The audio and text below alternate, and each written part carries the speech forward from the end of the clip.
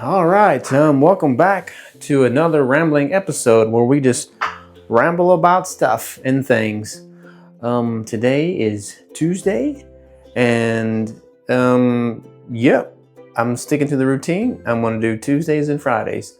That way I can talk about anything interesting that happened over the weekend on Monday or today.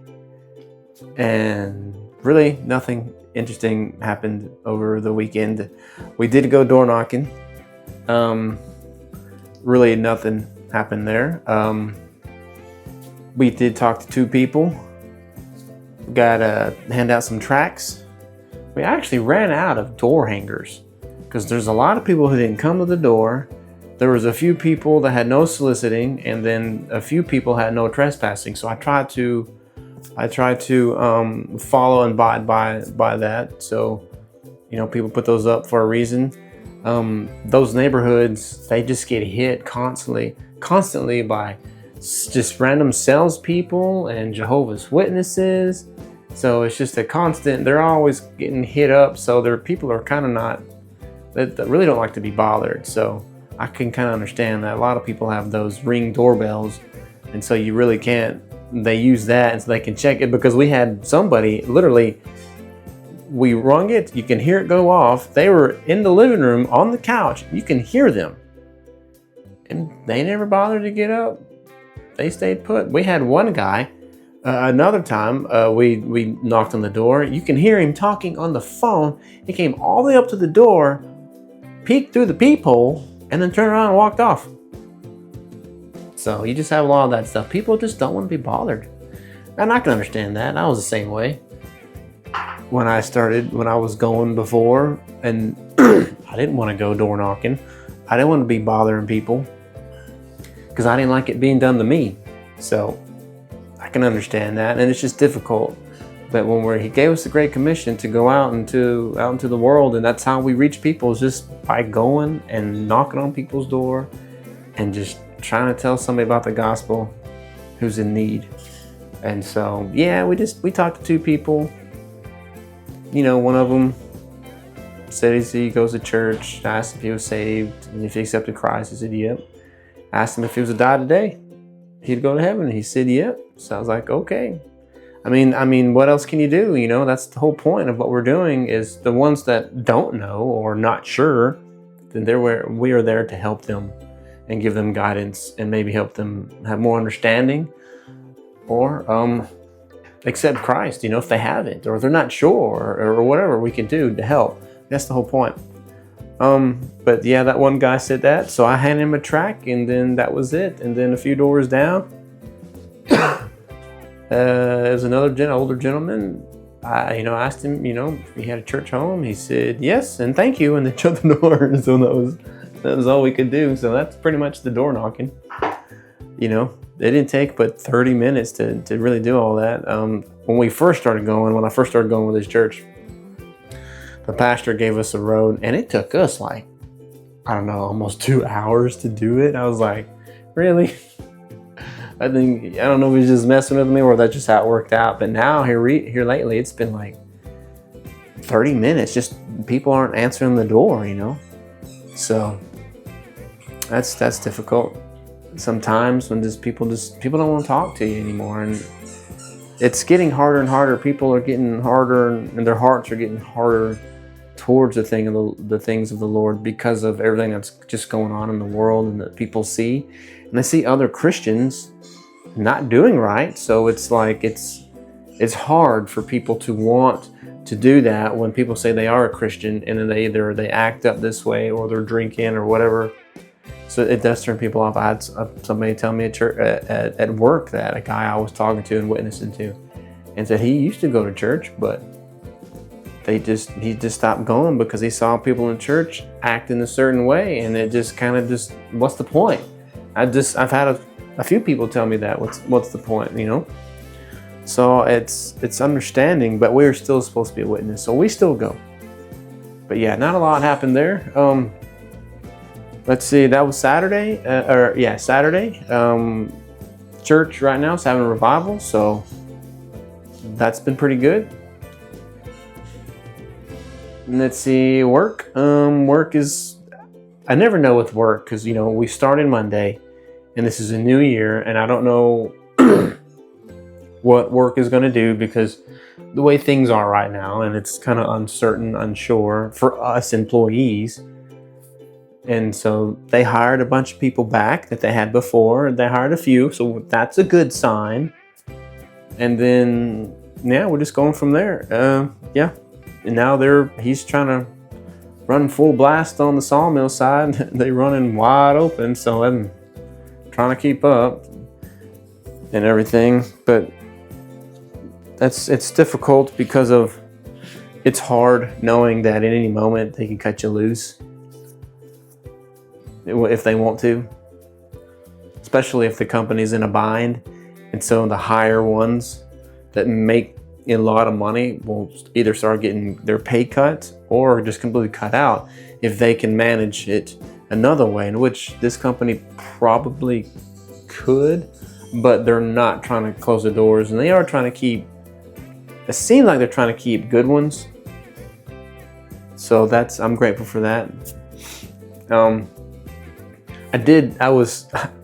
I forgot my sheet because I told you I was working on topics that I was going to think about and to write down, bullet points.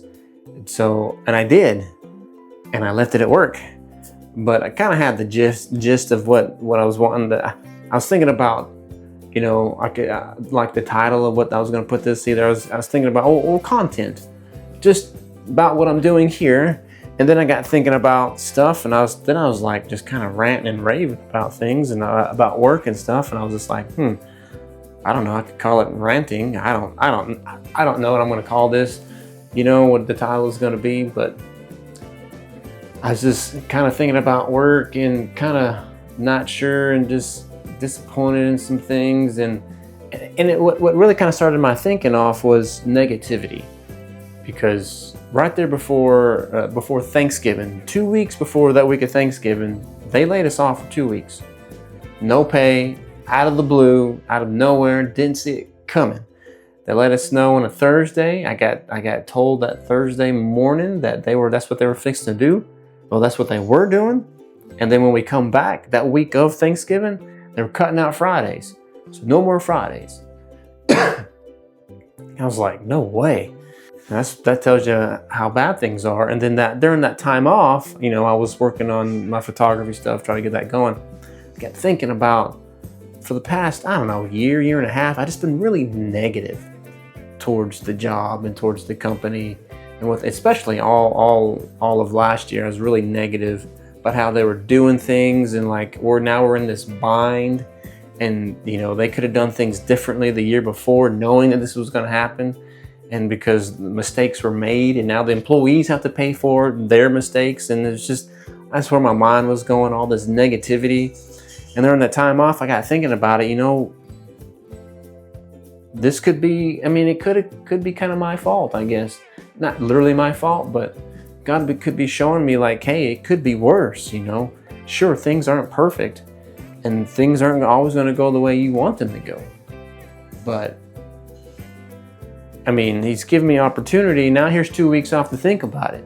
And so for like the longest time, I've been negative, and that kind of like, I was hoping it'd bring me back to like, okay, when I go back, man, you got to start looking at things differently. You got to be positive, and how things, and to look at things differently, and to help out and stop being a certain way. And then I was like, okay, cool. I'm going to try to change my mindset and stop looking at the negative side, start looking at the positive side, because I do have a job. They are keeping most, well, not most everybody, but, certain ones that are in key positions because they know how to do certain things, especially on the sawmill side. The planter side, just stacking wood. So they kept those people intact. So it was good that they kept certain ones, and I was grateful that I got to be part of that. And so I was trying to be positive towards that, because God could have cut me loose and say like, you're done, and then now you got to go out and find a job, and it's the end of the year. And so just difficult, just difficult things run through my mind, and trying to just not get too overwhelmed with it. And then so I come back start going back to work, and it's like, okay, things are gonna be hard, and I understand that, and then it just things rolling, and it's like now I'm falling back in that negativity mindset again, because now you're seeing things like, why are you doing this? Why are we doing that? Why are you making harder on us when it's already hard? And now you're doubling down on the hardness, and then not getting a Christmas bonus, and then you want even more work out of us, and you've cut. This is like my mind, and I'm struggling with the negativity. And so I guess that was my main point of this video is, got to get control of your thoughts and everything that's coming in, and it's just Satan, because God's not going to do it. God, if that thought that comes into your mind, you got to decide where it comes from. Is it from God? Is it from Satan? From Satan, you got to catch it and kick it out. I've said this before. I want to say this is the last video, the video before that. I guess I'm still on that. I've been thinking about that, and the trials that come. I was reading in Acts, when Paul, they go on that ship, and then the storm comes, and it's, and everything that's going on there, and it's just kind of like, I can just imagine what those guys are going through, and what Paul's thinking. But then the angel of the Lord comes and reassures him, the tempest that's going around with the wind and the storms, and for like 14 days, man, it's just been nonstop. And through all of that, Paul was calm and just letting them know, this is what we should have done. Now this is what you should do. This is what God says. And then it's like then they started falling in line. And that's what we have to do too, is to know that during these storms and the tempest is coming raging at us, and it's just not stopping, that got to stay calm, knowing that God's in control of all of this. He knows what he's doing. Sometimes these things happen to get our attention, to get us focused back on God, and stop looking at the negative, because man, you can dwell on that stuff constantly and you're not getting anywhere, and it's just keeping you down when you want to be lifted up. God wants to lift us up, not keep us down and depressed, because he's, like I said, he's in, like he says, not like I say, but like what God says, he's in control of everything. And I forget that sometimes. I have to remind myself. So just remember, during those times of storms, and it just seems like it's a constant hammering on you, remember, God's in control, and it will end if you follow and do what he says. And everything's going to work out and be okay. In the end, it might take a few days, it might take a few months, it might take a few years, but knowing in the end, God's in control and everything's going to be all right. So I have hope for that, because it said there in scripture there, when they were going through, they had no hope. The sailors had no hope. The difference is we have Christ, and so we have hope, because he died for all. He's the hope of glory. So if we can be mindful of that always, everything's going to be okay. So I think I'm going to leave it there, and until we meet again. Ramble on. Peace.